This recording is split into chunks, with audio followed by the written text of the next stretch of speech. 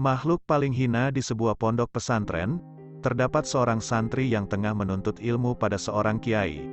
Sudah bertahun-tahun lamanya si santri belajar, hingga tibalah saat di mana dia akan diperbolehkan pulang untuk mengabdi kepada masyarakat.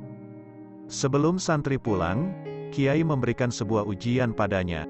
Pak Kiai berkata pada santrinya, "Sebelum kamu pulang, dalam 3 hari ini, aku ingin meminta kamu mencarikan seorang ataupun makhluk yang lebih hina dan buruk dari kamu," ujar sang kiai. "3 hari itu terlalu lama Kiai. Hari ini saya bisa menemukan banyak orang atau makhluk yang lebih buruk daripada saya," jawab santri penuh percaya diri. Sang kiai tersenyum seraya mempersilakan muridnya membawa seseorang ataupun makhluk itu ke hadapannya. Santri keluar dari ruangan kiai dengan semangat, karena menganggap begitu mudah ujian itu. Hari itu juga si santri berjalan menyusuri jalanan. Di tengah jalan, dia menemukan seorang pemabuk berat. Menurut pemilik warung yang dijumpainya, orang tersebut selalu mabuk-mabukan setiap hari. Pikiran si santri sedikit tenang. Dalam hatinya dia berkata, "Pasti dia orang yang lebih buruk dariku. Setiap hari dia habiskan hanya untuk mabuk-mabukan, sementara aku selalu rajin beribadah." Namun dalam perjalanan pulang si santri kembali berpikir, "Sepertinya si pemabuk itu belum tentu lebih buruk dariku. Sekarang dia mabuk-mabukan, tapi siapa yang tahu di akhir hayatnya Allah justru mendatangkan hidayah hingga dia bisa husnul khotimah, sedangkan aku yang sekarang rajin ibadah, kalau di akhir hayatku Allah justru menghendaki suul khotimah, bagaimana? Berarti pemabuk itu belum tentu lebih jelek dariku," ujarnya bimbang. Santri itu pun kemudian kembali melanjutkan perjalanannya mencari orang atau makhluk yang lebih buruk darinya.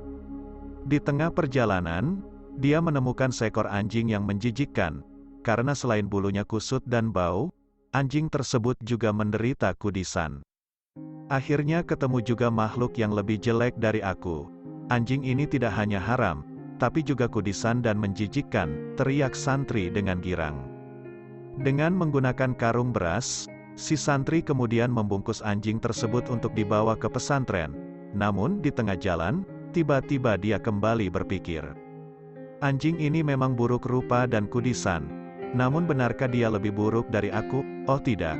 Kalau anjing ini meninggal, maka dia tidak akan dimintai pertanggungjawaban atas apa yang dilakukannya di dunia. Sedangkan aku harus mempertanggungjawabkan semua perbuatan selama di dunia dan bisa jadi aku akan masuk ke neraka." Akhirnya si santri menyadari bahwa dirinya belum tentu lebih baik dari anjing tersebut. Hari semakin sore, si santri masih mencoba kembali mencari orang atau makhluk yang lebih jelek darinya.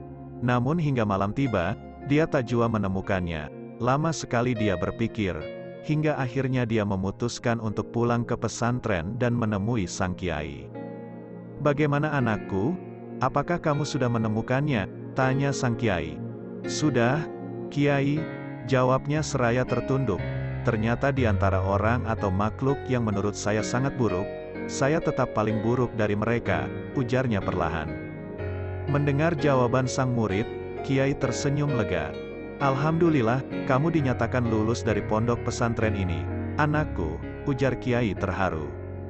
Kemudian Kiai berkata, "Selama kita hidup di dunia, jangan pernah bersikap sombong dan merasa lebih baik atau mulia dari orang ataupun makhluk lain. Kita tidak pernah tahu bagaimana akhir hidup yang akan kita jalani. Bisa jadi sekarang kita baik dan mulia, tapi di akhir hayat justru menjadi makhluk yang seburuk-buruknya.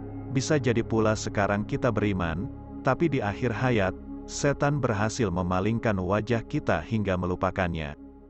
Rasulullah SAW bersabda, "Tidak akan masuk ke dalam surga orang yang di hatinya ada kesombongan meskipun sebesar biji sawi." Hari Muslim nomor 91. Semoga sedikit ilmu yang dititipkan Allah Subhanahu wa Ta'ala di hati kita tidak menjadikan kita sombong dalam segala urusan, sehingga dengan begitu kisah hikmah ini bisa lebih bermanfaat untuk orang banyak.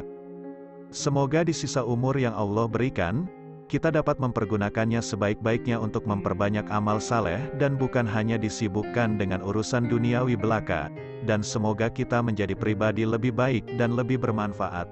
Amin ya rabbal alamin.